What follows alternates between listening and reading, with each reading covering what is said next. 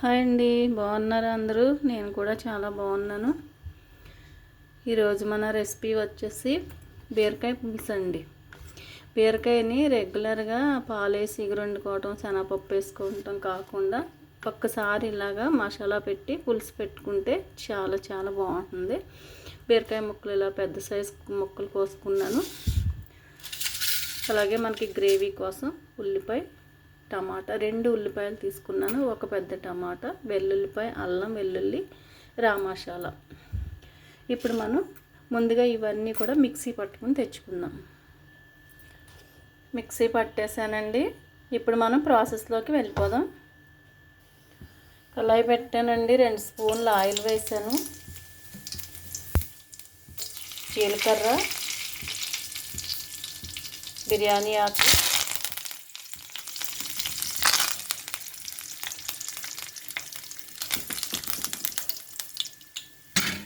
ఇప్పుడు మనం మిక్సీ పట్టుకున్న గ్రేవీ వేసేసుకుందాం.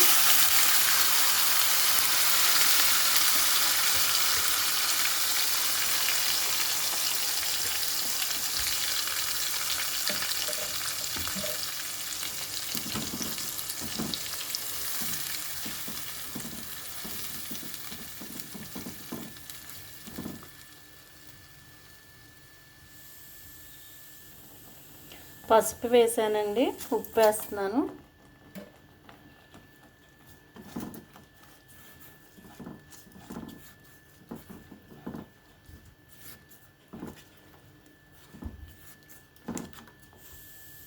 ఇదంతా పచ్చివాసన అంతా పోయే వరకు మగ్గనిద్దాం.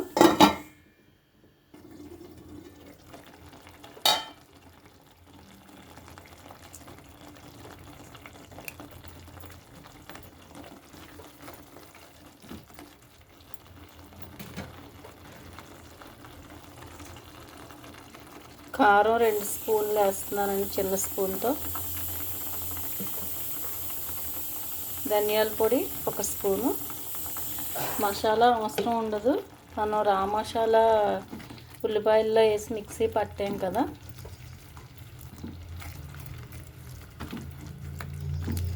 మీకు ఎక్కువ స్పైసెస్ కావాలి, ఎక్కువ మసాలా ఘాటు కావాలంటే కొంచెం పౌడర్ వేసుకోండి. ఉప్పు, కారం, స్పైసెస్ అన్నీ మీ టేస్ట్ని బట్టి వేసుకోండి.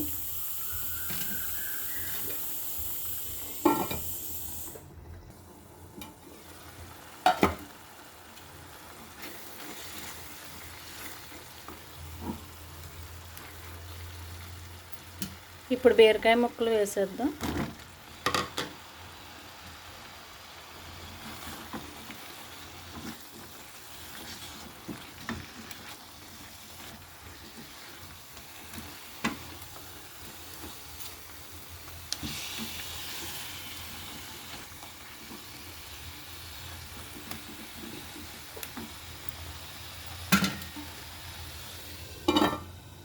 మగ్గిన తర్వాత చింతపండు రసం వేద్దాము.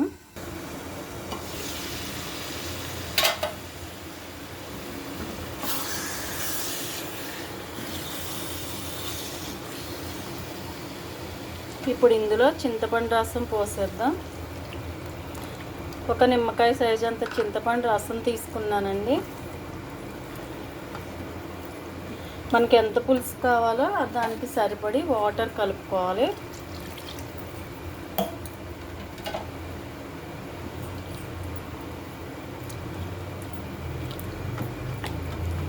ఇప్పుడు స్టవ్ మీడియం ఫ్లేమ్లో పెట్టుకుందాం.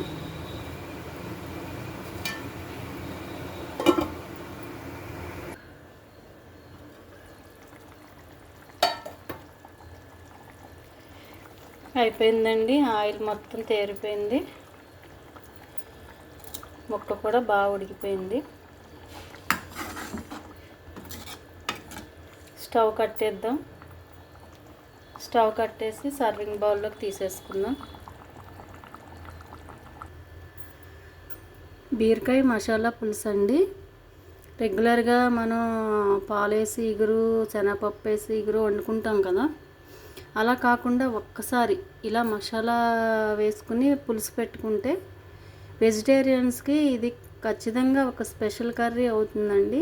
చాలా చాలా బాగుంటుంది. మన గుత్తి వంకాయ పులుసు అవి ఎలా ఉంటాయో అలాగే ఉంటుంది. తప్పనిసరిగా ఈ స్టైల్లో ఒకసారి ట్రై చేయండి. ట్రై చేసి ఎలా ఉందో నాకు కామెంట్ పెట్టండి. వీడియో నచ్చితే లైక్ చేయండి, షేర్ చేయండి, సబ్స్క్రైబ్ చేసి నన్ను సపోర్ట్ చేయండి. Thank you.